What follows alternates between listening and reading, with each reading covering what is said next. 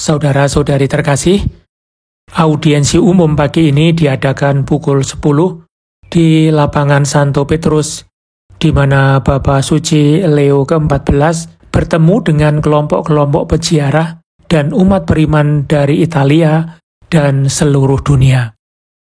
Dalam pidatonya yang disampaikan dalam bahasa Italia, Paus melanjutkan rangkaian katekese yang berlangsung sepanjang tahun jubileum dengan tema Yesus Kristus Harapan Kita, memusatkan renungannya pada tema orang Samaria yang tergerak oleh belas kasihan. Setelah merangkum katekesenya dalam berbagai bahasa, Bapa Suci memberikan salam khusus kepada umat yang hadir, kemudian menyerukan perdamaian di Ukraina dan memohon gencatan senjata di jalur Gaza dihentikan. Audiensi umum diakhiri dengan doa Pater Noster atau Bapa Kami dan dilanjutkan dengan berkat apostolik. Berikut ini katekese Bapa Suci.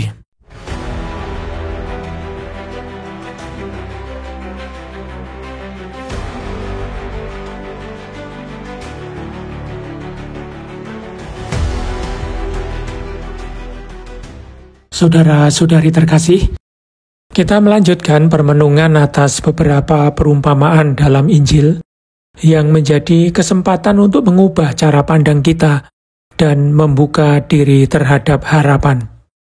Kurangnya harapan terkadang muncul karena kita terpaku pada cara pandang yang kaku dan tertutup, dan perumpamaan membantu kita untuk melihat dari sudut pandang yang lain. Hari ini saya ingin berbicara tentang seorang yang ahli, terpelajar, seorang ahli Taurat, namun membutuhkan perubahan perspektif, karena ia terlalu fokus pada dirinya sendiri, dan tidak menyadari keberadaan orang lain. Ia bertanya kepada Yesus tentang bagaimana cara mewarisi hidup kekal. Ungkapan yang digunakan yang menyiratkan bahwa itu adalah hak yang tak terbantahkan. Tetapi di balik pertanyaan itu, mungkin tersembunyi kebutuhan akan perhatian, dengan meminta Yesus untuk menjelaskan siapa sesama itu, yang secara harafiah berarti orang yang terdekat. Untuk itu, Yesus menceritakan sebuah perumpamaan yang merupakan proses untuk mengubah pertanyaan tersebut dari siapa yang mengasihiku menjadi siapa yang telah mengasihi. Pertanyaan pertama adalah pertanyaan yang kekanak-kanakan. Yang kedua adalah pertanyaan orang dewasa yang telah memahami makna hidupnya. Pertanyaan pertama diajukan ketika kita berdiam diri dan menunggu, sementara pertanyaan kedua mendorong kita untuk bergerak dan bertindak. Perumpamaan yang diceritakan Yesus berlatar di jalan, dan itu adalah jalan yang sulit dan berbatu, seperti kehidupan. Itu adalah jalan yang dilalui oleh seorang pria yang turun dari Yerusalem, kota di atas gunung, ke Yeriko, kota di bawah permukaan laut. Ini sudah memberi gambaran tentang apa yang bisa terjadi. Orang itu diserang, dipukul, dirampok, dan ditinggalkan setengah mati. Ini adalah pengalaman yang kita alami ketika situasi atau orang-orang, bahkan yang kita percaya, menghancurkan kita dan meninggalkan kita sendirian di tengah jalan.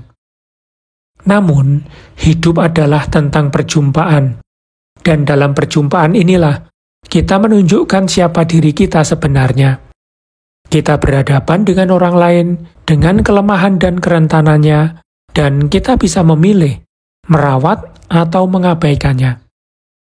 Seorang imam atau seorang lewi melewati jalan yang sama. Mereka adalah orang-orang yang melayani di bait suci Yerusalem, yang tinggal di ruang sakral. Namun, praktek ibadah tidak secara otomatis menjadikan seseorang penuh belas kasih. Sesungguhnya, belas kasih bukan pertama-tama soal agama, tetapi soal kemanusiaan. Sebelum menjadi orang beriman, kita dipanggil untuk menjadi manusia. Mungkin setelah lama berada di Yerusalem, imam dan orang Lewi tersebut terburu-buru ingin pulang. Kesibukan yang begitu sering muncul dalam hidup kita seringkali menghalangi kita untuk berbelas kasih. Siapapun yang merasa perjalanannya lebih penting tidak akan mau berhenti demi orang lain. Namun kemudian datang seseorang yang benar-benar mampu berhenti, seorang Samaria, yakni seseorang dari bangsa yang dipandang rendah. Dalam hal ini, teks tidak menyebutkan ke arah mana ia berjalan, hanya mengatakan bahwa ia sedang dalam perjalanan. Religiusitas tidak menjadi faktor di sini. Orang Samaria ini berhenti karena ia adalah manusia yang melihat sesamanya membutuhkan bantuan. Belas kasih diekspresikan lewat tindakan nyata. Penginjil Lukas secara rinci menggambarkan tindakan orang Samaria yang sering kita sebut baik hati. Namun dalam teks Injil ia hanya disebut seorang Samaria.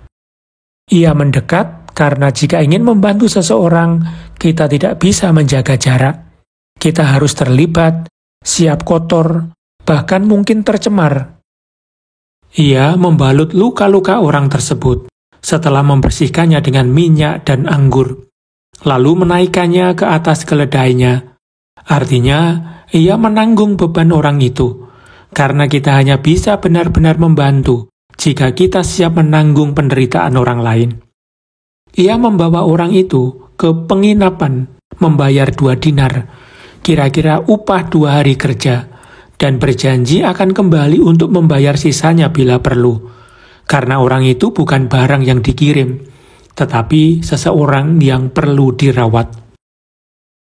Saudara-saudari yang terkasih, kapan kita mampu menghentikan perjalanan kita dan berbelas kasih? Ketika kita menyadari bahwa pria yang terluka di jalan itu adalah gambaran dari kita semua. Maka ingatan akan Yesus yang berhenti untuk merawat kita akan membuat kita lebih mampu berbelas kasih. Mari kita berdoa agar kita berkembang dalam kemanusiaan, agar relasi kita menjadi lebih tulus dan kaya akan belas kasih. Marilah kita mohon kepada hati Kristus rahmat untuk memiliki perasaan yang sama seperti Dia.